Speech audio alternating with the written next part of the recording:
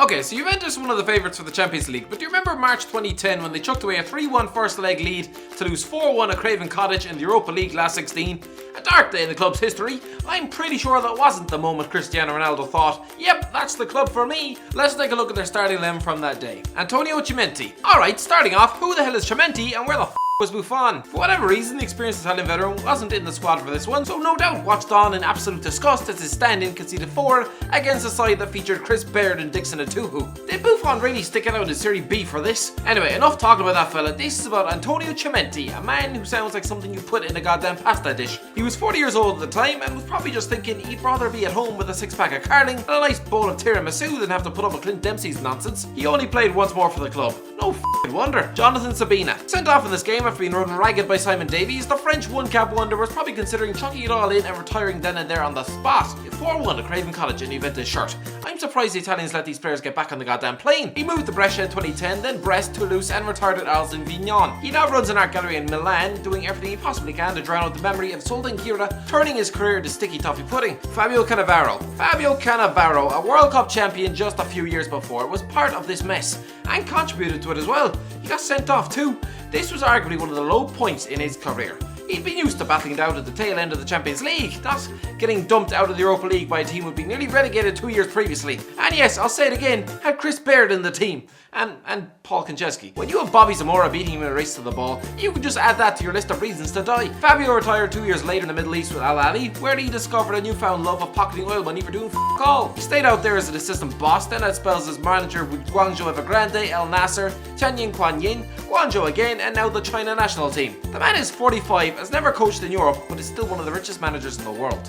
Felipe Melo. What I remember Felipe Melo most for is signing for Juventus literally 2 weeks after penning a new 5-year contract with Fiorentina and declaring his love for the city. Clearly, he also has a love for getting embarrassed in Europe, with his performance severely disappointing the old lady. Something that could probably have been said about a teenage Wayne Rooney that time in the brothel. The Brazilian midfielder was sold to Galatasaray in 2011, then moved to Inter Milan in 2015 and currently plays for Palmeiras back in Brazil at the age of 35. Don't worry, Felipe. Sultan Gira can't hurt you now. Fabio Grosso. I wonder would Fabio Grosso netted that World Cup winning penalty, something that would have guaranteed him 3 points for life. Did he predict that in 4 years he'd be getting his career destroyed at Craven Cottage? It was a woeful display and he gave it up in 2012. He currently manages Hellas Verona. HASAN Salihamidzic. Like most players in his team, HASAN Salihamidzic was kicking on a bit at the age of 33, but the Juventus midfielder did not cover himself a glory out there. He moved on to Wolfsburg in 2011, where the Bosnian international played 15 games before retiring. He's since been a sporting director at Bayern Munich and currently works as a regular pundit for Sky Deutschland. MOMO SISSOKO. MOMO SISSOKO can retire having played for Liverpool, Juventus and PSG. On the face of it, it's an amazing CV, but he probably hoped that nobody looks any closer. Big clubs, yes, but Liverpool were still signing the likes of Jan Kromkamp during his tenure. Juventus had just hauled themselves out of Serie B, and PSG still had Peggy Lion Dula up front. It's a bit like bragging about going out with Mila Kunis, and then you realise it's Mila Kunis after she's been hit by a bus. Anyway, Sissoko has hopped around since, squeezing every last morsel out of his career. Fiorentina, Levante, Shanghai Shenhua, Pune City, Fernana, Inter Kokar,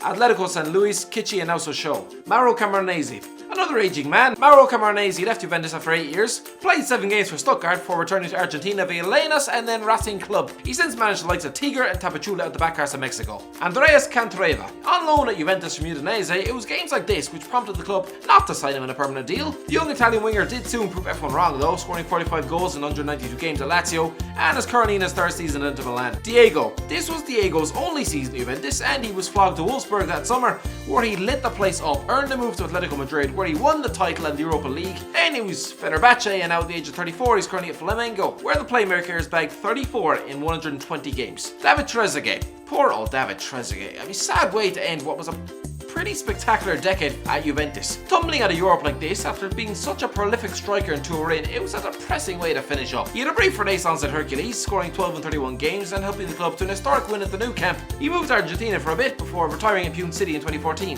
What's he doing with himself these days? Well, he just scored the winner in the final of a competition that also featured the likes of Willany and Stephen Tries, so clearly he's not doing the best.